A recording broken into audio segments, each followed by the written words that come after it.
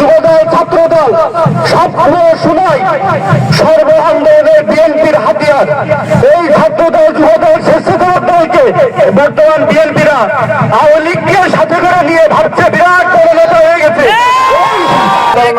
Union কৃষক দলের কর্তৃক আয়োজিত আজকের এই কৃষক সমাবেশের উপস্থিত বিএনপি সহ সকল অঙ্গ সংগঠনের সকল নেতৃবৃন্দকে জানাই বাংলাদেশ জাতীয়বাদী ছাত্র দল 4 নম্বর আহমেদপুর ইউনিয়ন শাখার পক্ষ থেকে আন্তরিক শুভেচ্ছা অভিনন্দন ও সালাম। আসসালামু আলাইকুম। সেই সাথে আমি স্মৃতি স্মরণ করতে চাই জুলাই আগস্টের যত ছাত্র সাধারণ জনগণ নিহত হচ্ছে তাদের আত্মার মাত্রা কামনা করছি এবং সকল অসুস্থতা যারা অসুস্থ আছে তাদেরকে অতি দ্রুত সুস্থতা কামনা করছি। এবং সেই সাথে আজকের এই সমাবেশে বলতে চাই আজকে আমাদের বিএনপির অঙ্গ সংগঠন কৃষক সমাবেশে উপস্থিত বিএনপির নেতৃবৃন্দ, যুবদল, স্বেচ্ছাসেবক দল, ছাত্র দল এবং কৃষক দলের সবাই উপস্থিত আছেন। আপনারা আগে 7 বছর যেমন আওয়ামী লীগ ক্ষমতা ছিল অনেক কষ্ট নির্যাতন নিপীড়নের শিকার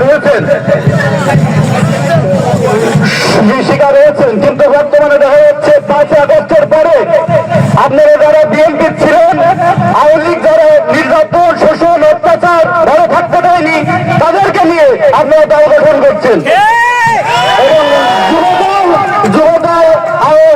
যুবদল ছাত্রদল সবসময় শোনায় সর্ব আন্দোলনের বিএনপির হাতিয়ার।